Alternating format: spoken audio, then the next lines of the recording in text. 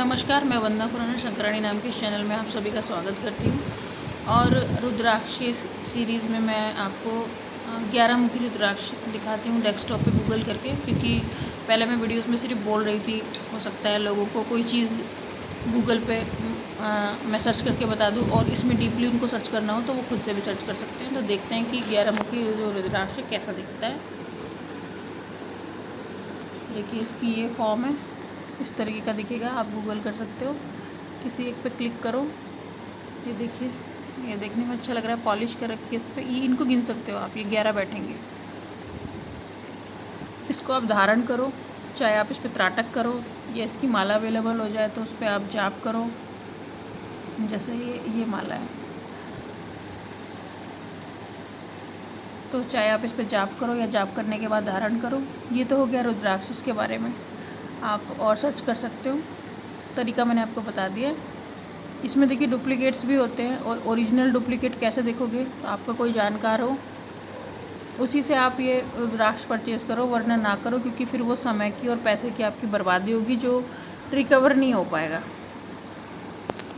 ये नेपाल में या हमारे भारत के कुछ क्षेत्रों में मिलते हैं, लेकिन जितने ज़्यादा ये जैसे अभी 11 मुखी हैं तो ये कम मिलेंगे। ऐसा नहीं मिलेंगे, नहीं मिलेंगे, लेकिन कम मिलेंगे।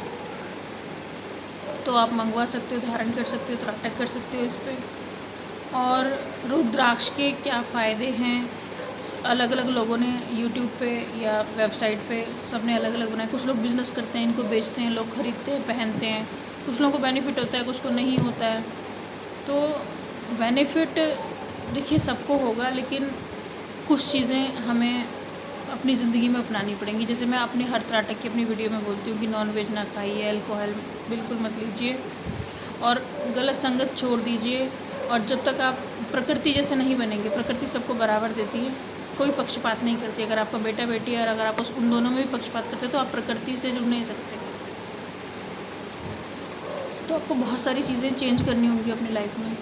अपना मन बनाना होगा कि मुझको, तभी तो आप हाई लेवल पे जाएंगे। जब आप अपने, मैं क्यों आपको कह रही हूँ कि अपने लिए टाइम निकालिए, आप कनेक्ट होइए ध्यान के माध्यम से, त्राटक के माध्यम से अपने आप को जानिए। आपके पास एनर्जी का हाईएस्ट लेवल है, लेकिन आप उसको समझ ही नहीं रहे हो। आपको लगता है कि पुरानी बातें, पौराणिक बातें थी, बातें हुआ करती थी, ऐसा कुछ नहीं होता, हमने तो ऐसा प्रैक्टिकल देखा नहीं। जब आपने प्रैक्टिकल करा ही नहीं है तो आप उसको देखोगे कहाँ से?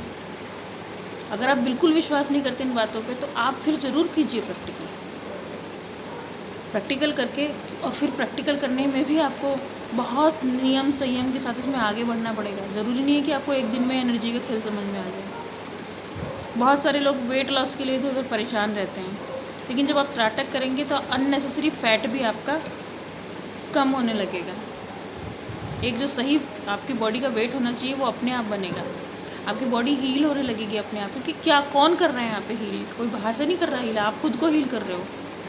जब आप खुद को समझने लग जाओगे तो आपको पता है कि मेरे क्या खाने से मुझे फ़ायदा होगा और क्या खाने से मुझे नुकसान होगा। आप जहर खाना बंद कर दो, स्लो पॉइजन बंद कर दो। और जहर और स्लो पॉइजन क्या होती हैं? ऐसी चीज़ें जो आपके शरीर के लिए नुकसानदायक होती है, लेकिन आप टेस्ट की वजह से उन्हें खाते हो, चाहे आप बाहर से ख़रीद के खाओ या जैसे मर्जी खाओ।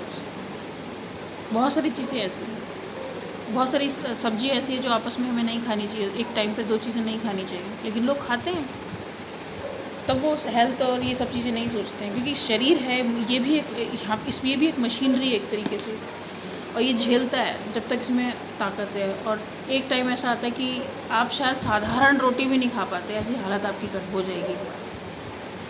तब आप सोचते हो कि मैंने वो चीज़ें नहीं की होती तो मैं कम से कम एक नॉर्मल खाना खा रहा होता। तो जो घर का बना हुआ नॉर्मल खाना है, दाल चावल, दाल रोटी, सब्जियां हैं, ये चीज़ें जो नॉर्मल हैं, जो आपको प्राकृतिक स्रोत से मिली हुई है, ये डाइट आप फॉलो करेंगे तो आपको कभी कोई इशू नहीं होगा। हमारी लाइफ में बहुत सारे इश्यूज़ होते हैं सिर्फ़ और सिर्फ हमारे गलत खान पान की वजह से। लेकिन हम पहले जो लोग थे जो कहते हैं कि भाई देसी डाइट थी उनकी, कब क्या खाना है, कब क्या नहीं खाना, क्या खाने से नुकसान हो जाएगा। बेशक आप लोग उन लोगों को अभी भी पढ़े लिखे नहीं बोलते कि उनको अनपढ़ गंवा रहे हैं। अनपढ़ का मतलब क्या होता है? अनपढ़ का मतलब एक अक्षर पहचानते नहीं हैं, बट ज्ञानी वो सारे हैं। जब उनको पता है कि ये खाने से नुकसान हो जाएगा और ये खाने से फ़ायदा हो जाएगा, तो उनके पास दुनिया भर के घरेलू इलाज होते हैं कोई भी समस्या के लिए। पहले तो उनके साथ समस्या बहुत कम होती है, उसके साथ अगर होती भी है तो उनके पास एक प्रॉब्लम के बहुत सारे सोल्यूशन होते हैं। तो आप भी ऐसे कर सकते हो कि आप अपनी लाइफ में खुद को इतना एनर्जेटिक बना लो कि आप दूसरे को हील कर सको। देखो बहुत सारे हीलर होते हैं जो स्पिरिचुअली कहते हैं, स्पिरिचुअल हीलर वो क्या करते हैं, वो अपनी एनर्जी तो भेजते हैं। एनर्जी कहाँ से बनाते हैं? अपने अंदर एनर्जी क्रिएट करते हैं, मतलब उसको बढ़ाते हैं। वो ध्यान के ज़रिए बढ़ाएं, जाप के ज़रिए बढ़ाएं, वो सबका अलग अलग हिसाब किताब है। और मैं जो आपको बता रही हूँ कि जैसे मैंने भी बोला कि भी ये आपका जो 11 मुखी रुद्राक्ष है, आप इसके ज़रिए अपना एनर्जी लेवल हायर ले जा सकते हो। 11 मुखी रुद्राक्ष अगर आपको मिल जाता है, अब ये कौन पहने कौन नहीं पहने मैंने अलग अलग वीडियो में बोला है भाई। अगर आपकी डेट ऑफ बर्थ मैच करती है इस नंबर से 11 से तो आप पहन लो, नहीं भी मैच करती है तो फ़र्क नहीं पड़ता है, आपको उसका एनर्जी लेवल मिलेगा। आपको उसका एनर्जी लेवल मिल जाएगा जो इस 11 मुखी रुद्राक्ष का एनर्जी लेवल है। हर किसी का एनर्जी लेवल अलग होता है। हम जितने इंसान हैं आपस में भी हमारा कभी भी एनर्जी लेवल एक दूसरे से मैच नहीं करेगा।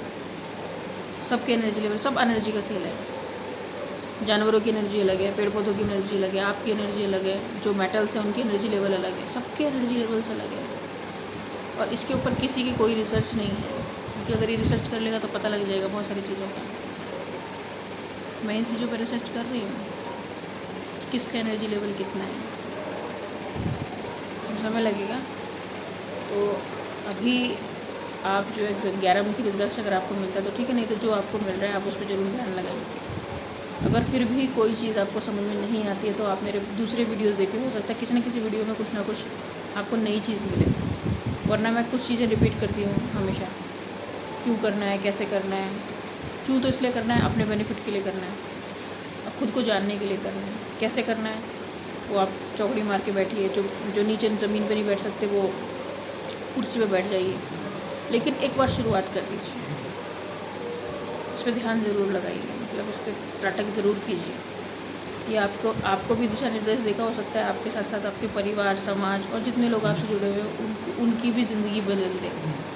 लेकिन वही मैं कहूँगी कि निस्वार्थ भाव से आप कोई चीज़ सीखेंगे तो आपको बहुत चीज़ें मिलेंगी। अगर स्वार्थी बन के सोचेंगे तो शायद जितना आपका स्वार्थ के साथ मेहनत होगी फिर उतना ही मिलेगा, क्योंकि मेहनत तो आप करेंगे लेकिन फिर मेहनत के हिसाब से आपको मिलेगा। बाकी अगर निस्वार्थ रहेंगे तो बहुत कुछ मिलेगा।